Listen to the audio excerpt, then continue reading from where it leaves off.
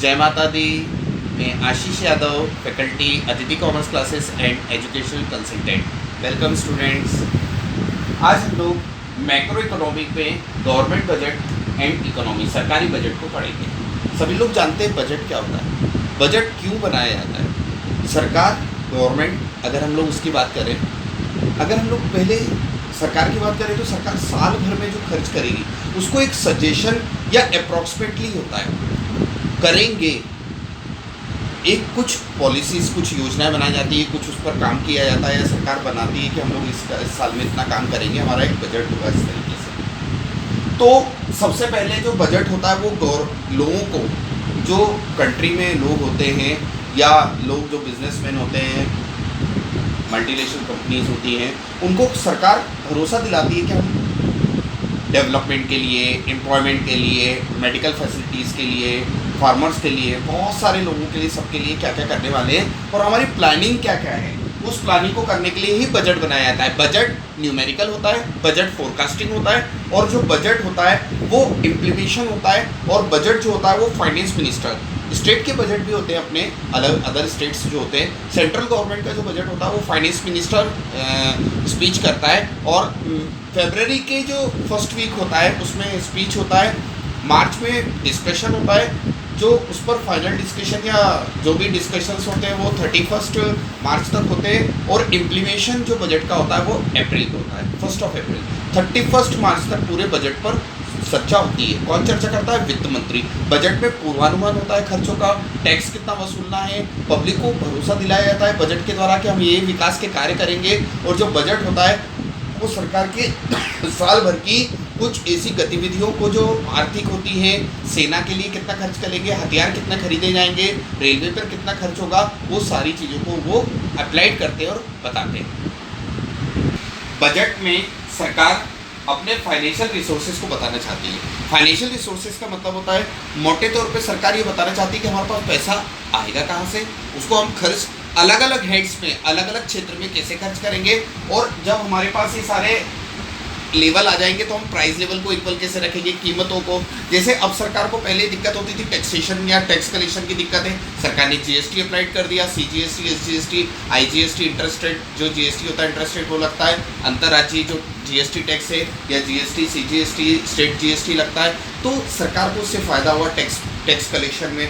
सरकार income tax को propane करती है बजट में कि हम इतना एक बेस पर, स्लैब पर इतना टैक्स लेंगे, आयकर जिसे बोलते हैं हम लोग। और इससे फ़ायदा ये होता है कि हम लोगों का एम्प्लॉयमेंट सेक्टर का धीरे धीरे बढ़ता है, हम लोगों का इंफ्रास्ट्रक्चर या आर्थिक गतिविधि अच्छी होती है।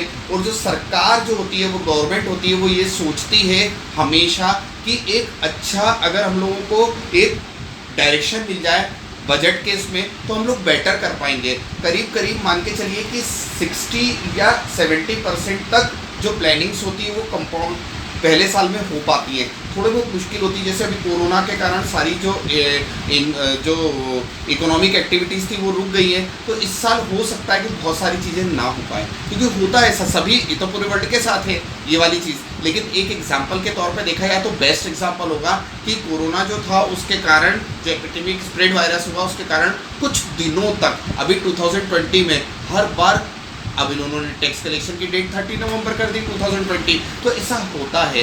तो गवर्नमेंट बजट इन्हीं चीज़ों से रिलेटेड होता है। और सभी लोग याद रखिएगा, बजट जो होता है उसमें रेवेन्यू रिसोर्सेज सोचा जाता है, हमारी इनकम के पार्ट कैसे होंगे। जैसे नगर निगम, जो म्यूनसिपल कमिटीज़ होती हैं, जो म्यूनसिपल कॉरपोरेशंस होते हैं, वो लोग अपना टैक्स नहीं हम लोगों से लेंगे, रेवेन्यू नहीं लेंगे हम लोगों से, तो हम लोगों को काम कैसे करके देंगे।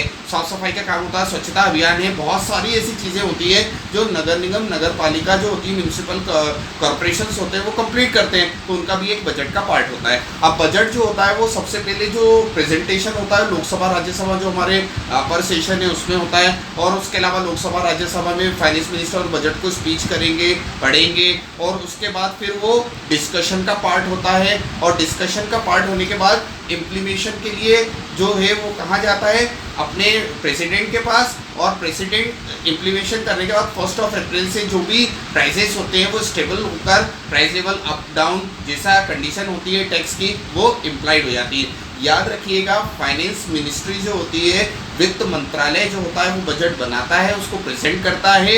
लोकसभा, राज्यसभा सेंट्रल बजट, और उसमें सारी जो एक्टिविटीज़ होती है, पूरी आर्थिक गतिविधि होती है राज्यसभा और लोकसभा में, वो सारी सरकार पब्लिक को बताती है। रेलवे बजट भी होता है, परंतु कुछ सालों से भारत में अभी देखा गया है रेल बजट और जो नॉर्मल बजट होता है, आम बजट जिसको बोलते हैं, वो बजट डिस्कशन एक ही दिन में सिमिलर स्टेज पर होता है। उसे गवर्नमेंट का कहती है, सरकार का एक मानना है, पॉलिसी है कि समय की बचत होती है, टाइम सिक्योर होता है। तो हम लोग बजट के बारे में हम लोगों ने कुछ डिस्कशंस किए, रेवेन्यू के बारे में किए, डायरेक्ट इनडायरेक्ट टैक्स जो था जीएसटी के पहले, अब वो बहुत उस पर बहुत ज़्यादा 10% रह गया। डायरेक्ट टैक्स का मतलब ये होता था जो डायरेक्टली किसी पर प्रोपाउंड होता है, और डायरेक्ट टैक्स जो होता था वो किसी को इनकम टैक्स देना होता है, उससे बच नहीं सकता, उसको प्रत्यक्ष कर बोलते हैं। और जो इनडायरेक्ट टैक्स होता है वो एक ऐसे चार्जेस होते हैं, जब आप उस सर्विस को लेंगे, उस सर्विस को यूटिलाइज करेंगे, तब आपको वो पे करना पड़ेगा, उसको इनडायरेक्ट टैक्स कहा जाता है। डायरेक्ट और इनडायरेक्ट टैक्स जो होता है उससे फायदा होता है। डायरेक्ट टैक्स का कलेक्शन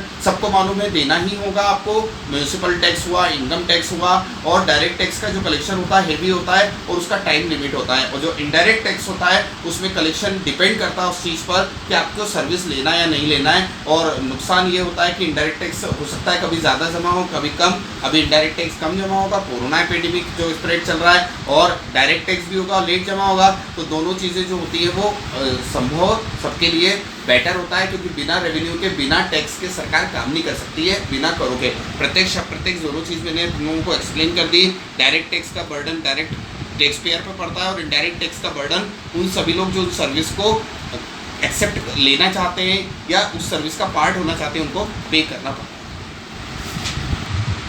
अब कुछ कैपिटल रिसिप्ट या रेवेन्यू रिसिप्ट ये भी होती है, पूंजीगत प्राप्तियां होती हैं या आयगत प्राप्तियां होती हैं। तो पूंजीगत क्या होती है, जो सरकार अपनी कैपिटल एसेट्स को बनाने के लिए लेती है, और आयगत क्या होती है, जो लोग सरकार किन्हीं कारणों से अब पब्लिक पर या पब्लिक एंटरप्राइज जो होते हैं, कंपनी फैक्ट्रीज होती है, मल्टीनेशनल कंपनीज होती हैं, उन पर सरकार खर्च करना चाहती है। एक्सपेंडिचर और कैपिटल एक्सपेंडिचर भी उसी का पार्ट होता है। 3 प्रकार के बजट होते हैं। पहला बजट जो होता है वो सरप्लस बजट होता है, जिसमें इनकम ज़्यादा होती है और एक्सपेंसेस कम होते हैं, उसको आधिक्य का बजट बोलते हैं हिंदी में। क्या होता है, जिसमें आय अधिक होती है और व्यय कम होते हैं, ठीक है। और दूसरा जो बजट होता है बैलेंस बजट होता है, बराबर, जिसमें ना आय ज़्यादा होती है ना व्यय कम होता है, और उसको बराबर संभव बजट बराबर बोला जाता है, बैलेंस बजट। और तीसरा जो बजट होता है डेफिसिट, उसमें घाटे का बजट होता है, और उसमें इनकम कम होती है, आय कम होती है और खर्च अधिक होते हैं। तो सभी जो अधिक सरकारें हैं वो अधिक रेवेन्यू के लिए घाटे का बजट पेश करती है। रेवेन्यू वो पेश नहीं करती है, घाटा होता ही है, पूरे तरीके से प्रॉफिट या लाभ या सारे प्रकार के टैक्स वसूल नहीं हो सकते। 3 प्रकार के बजट होते हैं, सरप्लस बजट, आधिक्य का बजट, बैलेंस बजट, बिल्कुल सामान्य रूप से समान रूप से बजट, और तीसरा जो बजट डेफिसिट होता है उसको घाटे का बजट कहा जाता है। और तीनों बजट में घाटे का बजट जो होता है रेवेन्यू कलेक्शन के लिए सबसे अच्छा माना गया है, क्योंकि घाटे के बजट के बाद अब ज़्यादा से ज़्यादा रेवेन्यू इकट्ठा किया जा सकता है। ये सरकार की गतिविधि का पार्ट होता है। सभी लोग प्रिपरेशन ऑफ बजट को भी एक बार सुन लें ध्यान से।